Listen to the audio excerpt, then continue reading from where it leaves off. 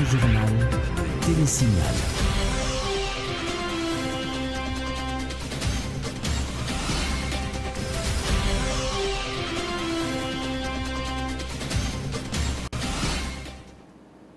Bonsoir à chacun de vous. Voici le grand journal de Télésignal. Tout d'abord, les principaux titres.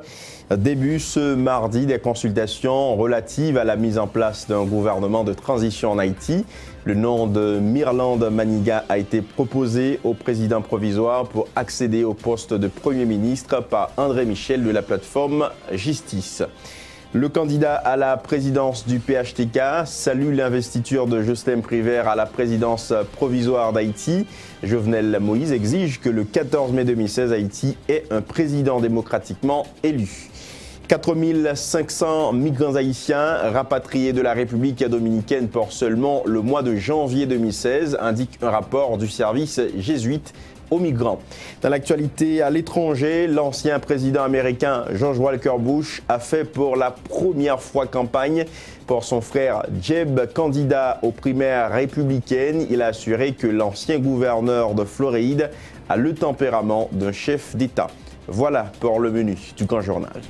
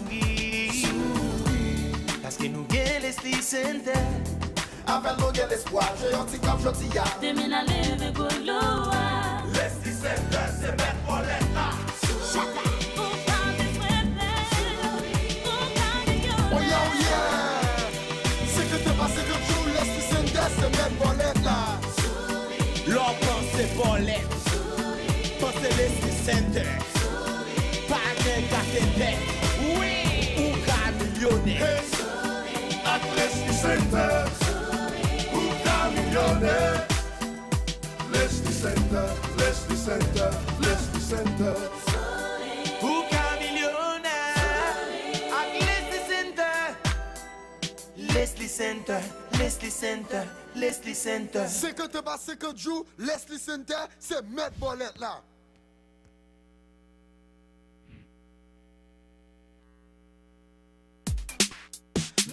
Depuis que je servi avec smartphone comme ça, le travail est plus facile. Je suis capable de faire photo avant ma chantier et puis voyer au ingénieur. Le ça, l'ingénieur a un temps d'instruction et moi-même, je fais bosser corriger dans l'immédiat ça qui est supposé corriger. Téléphone smartphone comme ça, c'est un avantage pour tout le monde qui est famille ou qui vit à l'étranger. Imaginez-vous, je peux parler avec la famille qui est l'autre bord de l'eau sans pas payer un goût. Pour moi, ce qui est plus intéressant avec le smartphone comme ça, c'est qu'il vient de ça veut dire, je vais numéro business ensemble avec mon personnel sur un seul téléphone. Ça fait beauté puis ce téléphone fini. Avec smartphone non seulement je peux jouer vidéo, upload photos sur Facebook et puis chat avec les amis, mais là, arrive pour faire devoir, je suis capable de faire recherche facile sur Google. Smartphone comme moi, juste pas capable de vivre sans lui. Yon Haïti, yon réseau.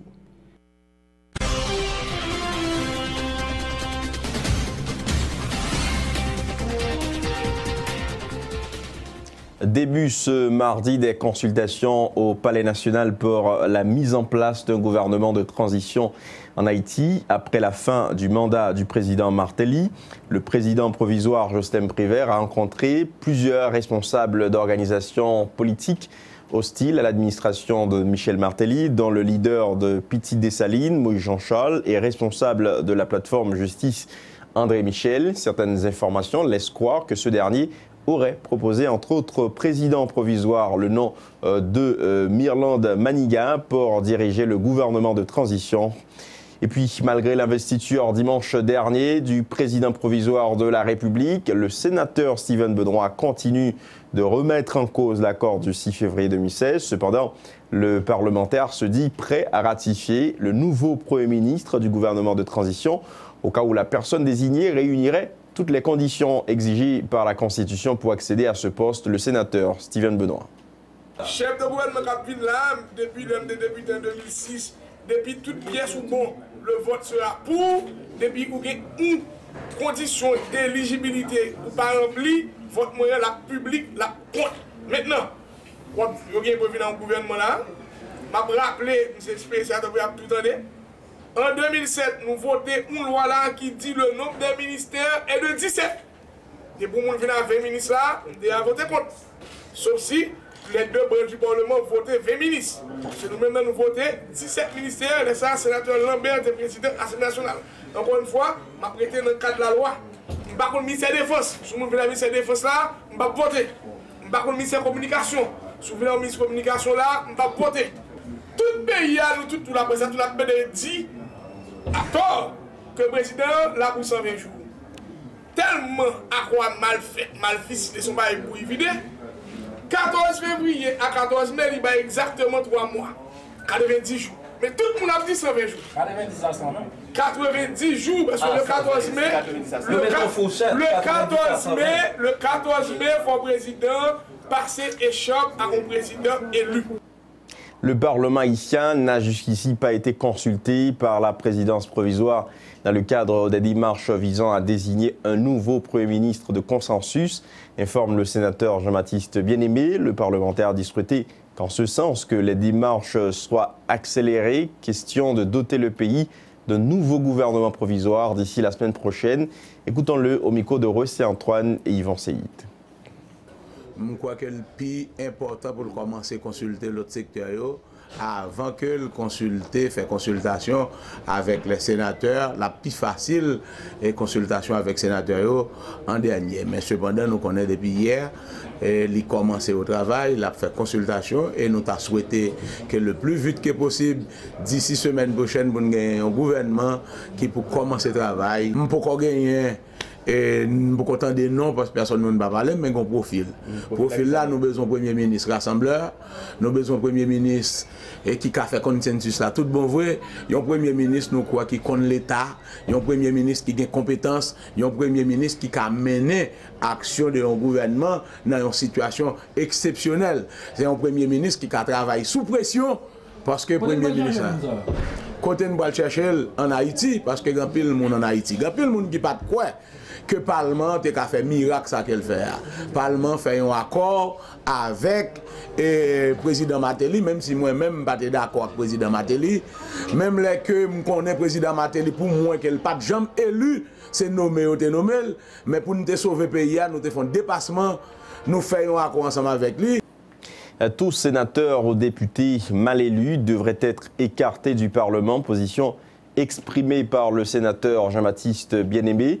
Les deux branches du Parlement doivent assumer leurs responsabilités si la commission de vérification électorale réclamée par plusieurs candidats révèle que des parlementaires ont été élus de manière irrégulière. Les propos de Jean-Baptiste Bien-Aimé au micro de Rossé Antoine et Yvan Seyid. Pour permettre que un conseil électoral provisoire qui monte, permettre que commission, que toute société a demandé aux commissions de vérification et d'évaluation, qu'à permettre que nous arrivions vers la vérité des unes, qu'à connaître parce qu'il y a des bruits qui disent qu'il y a des députés qui sont mal élus, il y a des sénateurs qui sont mal élus. À partir de cette vérification, l'Assemblée des sénateurs et l'Assemblée des députés a gagné outils à travers une recommandation de la commission pour permettre que eux-mêmes agissent. Et si effectivement les députés et sénateurs qui sont mal élus, n'a obligé de séparer nous de eux pour permettre que le Parlement reprenne toute crédibilité. Le président n'a pas mis personne dehors. Le président a travail, la répondre à demande et toute organisation politique, la répondre à l'organisation des droits humains, la répondre à l'organisation de la société civile, mais seul monde qui a mis député dehors, sénateur dehors, seule institution, c'est le Sénat s'il s'agit des sénateurs, c'est la Chambre des députés s'il s'agit des députés. Recommandation commission à permettre que yo agissent. Mais c'est Chambre des députés qui agit, c'est Sénat de la République qui agit parce que institution ça a besoin de rejoindre toute crédibilité. Le sénateur de l'Ouest, Jean-Renel Senatus, se prononce contre toute prolongation du délai de 120 jours accordé au président provisoire. Toutefois, nuance-t-il, si l'exécutif montre sa bonne volonté à mettre en application l'accord du 6 février dernier, l'Assemblée nationale devrait en tenir compte et devrait faire ce que de droit. Le sénateur Jean-Renel Senatus au micro de Wessé Antoine et Yvan Seyid. Moi-même, je ne pas pour prolongation dans la mesure où le pays d'Haïti gagne longtemps dans transition. Plus que 30 ans dans transition, moi je pense que aujourd'hui, il faut que nous commençons à rentrer dans la normalité. La normalité a veut dire qui ça? Rentrer dans le cycle constitutionnel là, dans le respect institution, chaque institution dans sa concerné. Moi-même, aujourd'hui, moi j'étais avec les yeux largement ouverts. Nous suivons est-ce qu'il y a une violation accord là? Est-ce qu'il y a une violation de la loi? Et travaille pas non comme parlementaire, on a bien bon faire. Si arrivé 120 jours, le président n'a pas organisé l'élection, l'Assemblée nationale prendra telle disposition que de droit. Maintenant, la disposition que de droit qui est capable d'envisager, ça prend sorti à partir de bonne volonté qui était manifestée par le gouvernement et la présidence d'Haïti pour aller retirer le pays à Namaras. Si nous avons constaté le président provisoire a 120 jours, mais il fait 120 jours fait dilatoire pour ne pas arriver dans l'élection, moi-même, j'ai bon comportement. Mais si je regarde moi dans 120 jours, les rencontres avec le secteur, les montées gouvernement, les reprendre l'attrait et conseil électoral provisoire, là. Mais par la force des choses, les pas arrivé à atterrir, là nous prenons l'autre comportement par rapport à lui-même parce que bonne foi a manifesté. Autre point de l'actualité, le candidat à la présidence du parti haïtien Tête Calée, Jovenel Moïse, salue l'investiture de Jocelyn Privert comme président provisoire d'Haïti, rappelant que la tâche principale de M. Privert consiste à organiser les élections le 24 avril et l'investiture d'un président élu par le peuple le 14 mai, conformément à l'accord du 6 février. Le candidat du PHTK a demandé au président provisoire, aux acteurs politiques et à la communauté internationale dans le pays de travailler pour le renforcement de la démocratie et la prospérité en Haïti. Jovenel Moïse était au micro de Michel Alexis et Jasmin Denis. Le peuple a déterminé pour faire bon choix dans l'élection. Parce que dans moins passé 120 jours, Haïti doit gagner un président constitutionnel. C'est ça que le peuple a demandé et c'est ça qui doit être fait. Pas bien ou pas boire. Moi répète, pas bien ou pas boire parce que c'est le peuple qui va le pouvoir. Moi félicite le président provisoire Jocelyn Privert qui monté dans le poste ça pour le cas faciliter l'organisation élection 24 avril. Et puis, prestation serment, un nouveau président dans la date 14 mai 2016. Un président que le peuple a choisi. Je vais rappeler à 6 février qui permet M. Jocelyn Privert d'être président provisoire. Quel était négocié et puis signé dans le Sénat République là, à quoi ça qu'elle la donne 5 grands points. Je demande au président provisoire, aux acteurs politiques et à la communauté internationale de travailler à la consolidation de la démocratie et de la prospérité d'Haïti et de son peuple. Nous mettons compter sur moi, Jovenel Moïse, nèg banana. Ma travail sans prendre souffle, sans garder d'air, pour faire tendre et puis respecter voix peuple. Et puis le groupe des candidats à la présidence communément appelé G8 dit prendre acte de l'installation du sénateur Jocelyn Privert à titre de président provisoire en remplacement de l'ex-président Michel-Joseph Martelly pour une période ne dépassant pas pour quelque cause que ce soit la date du 14 mai 2016. Toutefois, le G8 continue de croire que la solution à la crise doit passer essentiellement par la mise en place d'une commission d'enquête indépendante composée de 5 membres désignés par des secteurs crédibles, associations des médias, le secteur des droits humains, les organisations de femmes, l'université et le groupe d'observateurs nationaux de l'élection, lit-on dans un communiqué du G8 daté du 15 février 2016. Le secrétaire général de New England Human Rights Organization Haiti, Antonal Mortimer, salue la présidence provisoire de Jocelyn Privert qui, rappelle-t-il, est le fruit d'une démarche menée sous fond de critique par le Parlement haïtien. Il souhaitait que le prochain Premier ministre de consensus soit un rassembleur et un sentiment fort. Antonal Mortimer croit que, par ailleurs, alors que le délai de 120 jours dont dispose le président provisoire pour appliquer l'accord du 6 février pourrait être respecté dépendamment de la volonté des acteurs impliqués. On l'écoute au micro de Ludmilla Marc et Max Joseph. Par rapport avec les démarches qui commençaient pour mettre le Premier ministre, moi souhaité effectivement son Premier ministre qui lui-même a une capacité pour dialoguer avec tout le monde, tout secteur dans la vie nationale, là, secteur politique, secteur sociaux, monde qui dans l'État, ouais, monde qui dans le secteur privé, pour parler avec eux, pour capable de un consensus, pour faire un gouvernement assez large, avec mission principale organiser l'élection et adresser des problèmes urgents qui ne peuvent pas attendre dans la vie nationale là.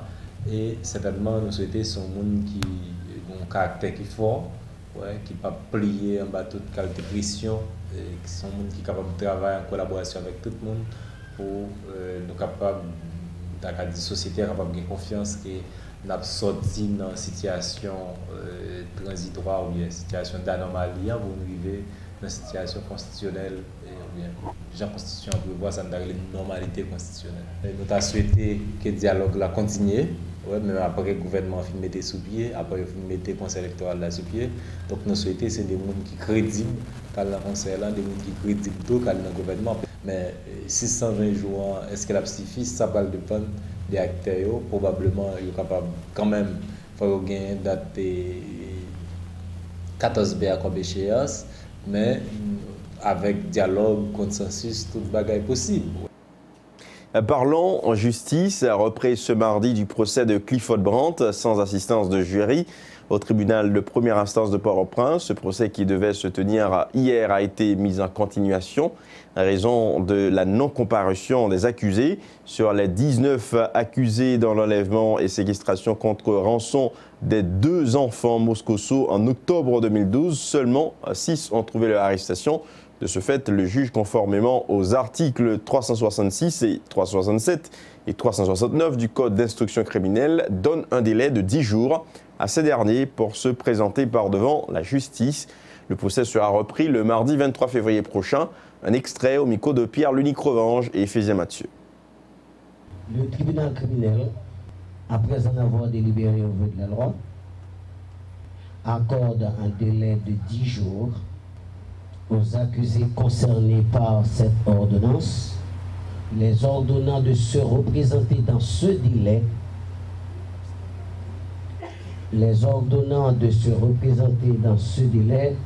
sinon ils seront déclarés rebelles à la loi avec toutes les conséquences prévues au terme des articles 366, 367 et 368 du Code d'instruction criminelle. Au ministère public de veiller à la stricte exécution de la présente ordonnance. Aussi, le doyen de ce tribunal ordonne une suspension d'audience de 8 jours. Nous reprendrons le mardi prochain. Et concernant le dossier de Clifford Brandt, le secrétaire général de New England Human Rights Organization, Antonal Mortimer, souhaite que les acteurs judiciaires fassent preuve d'impartialité dans ce dossier.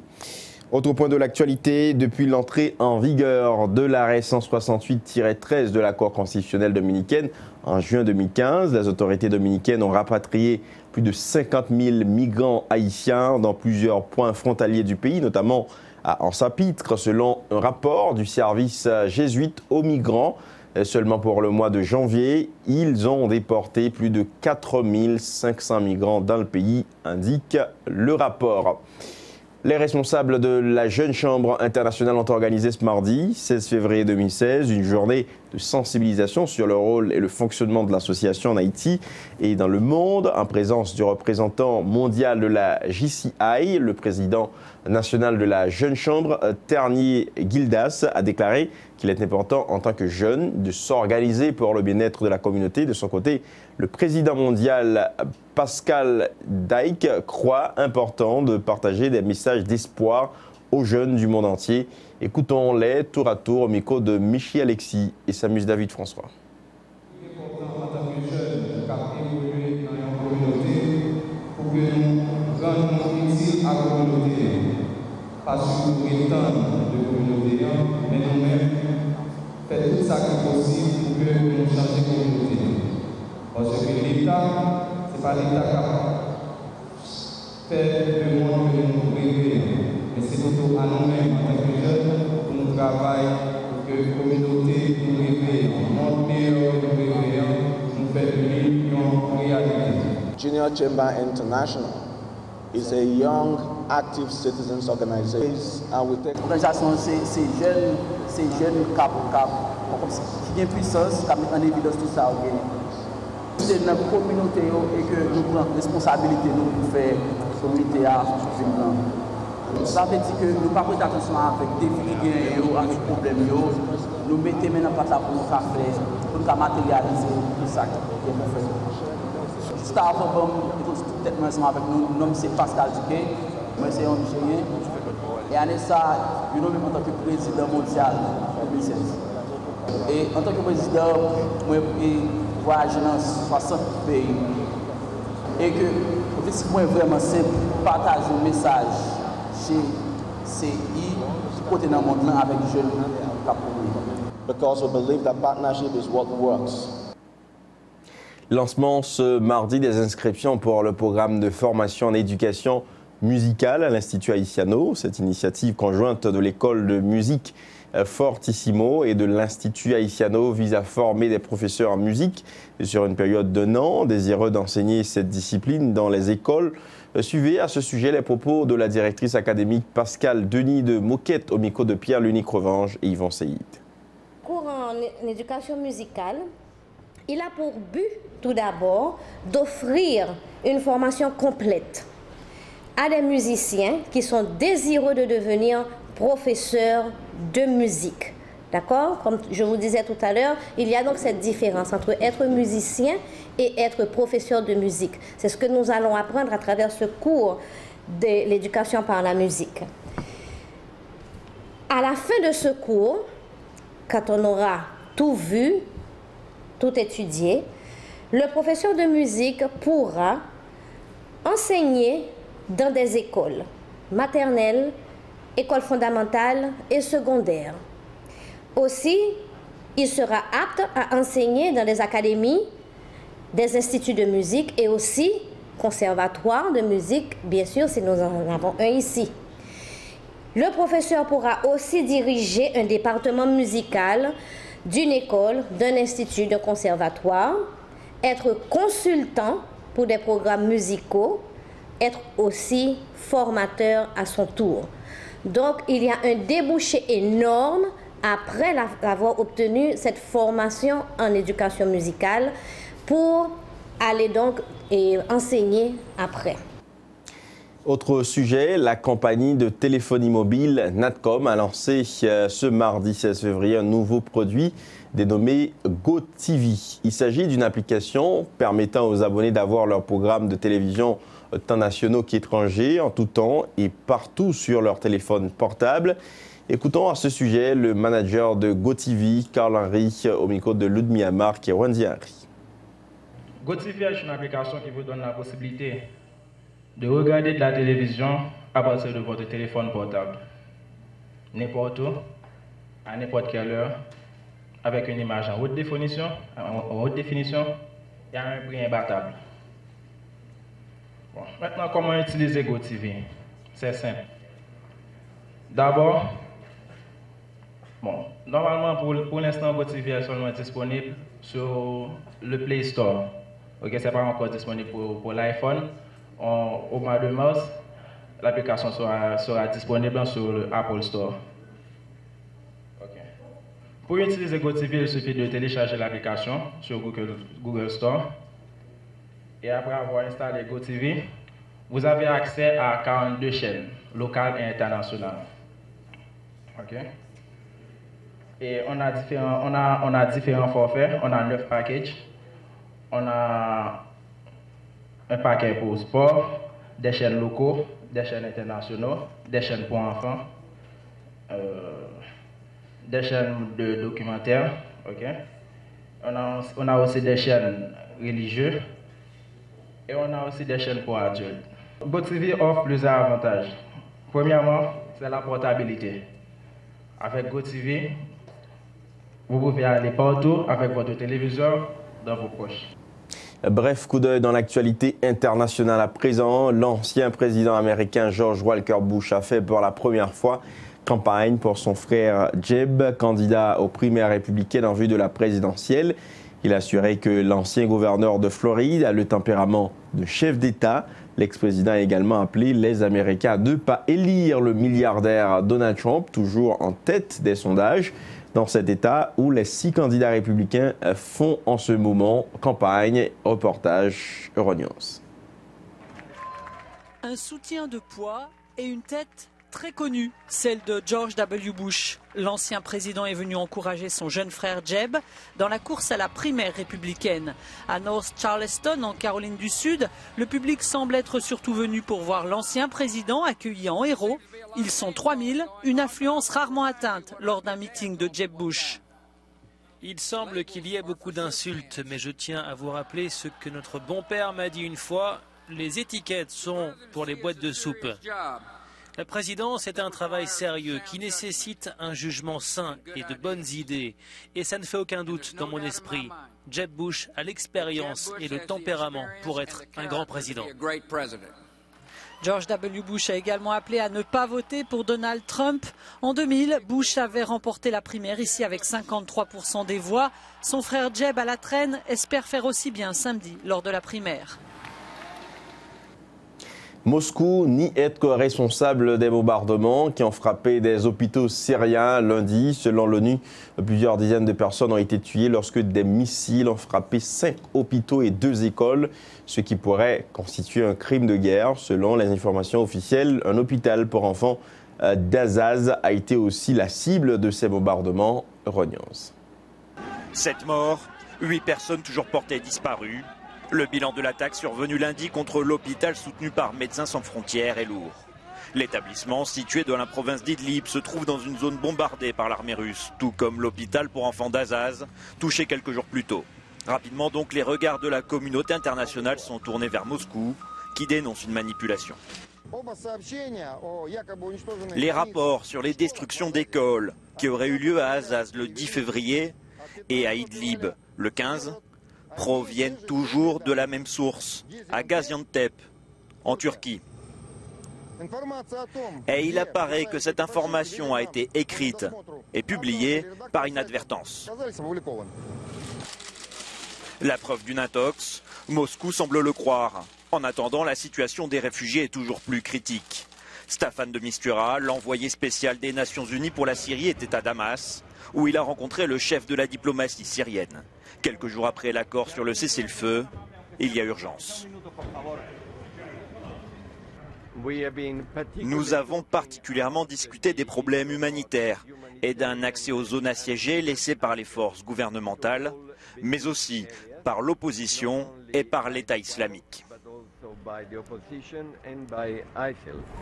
En tout, 46 localités seraient actuellement encerclées en Syrie. 1 million de civils couraient donc un risque accru de décès selon l'ONU.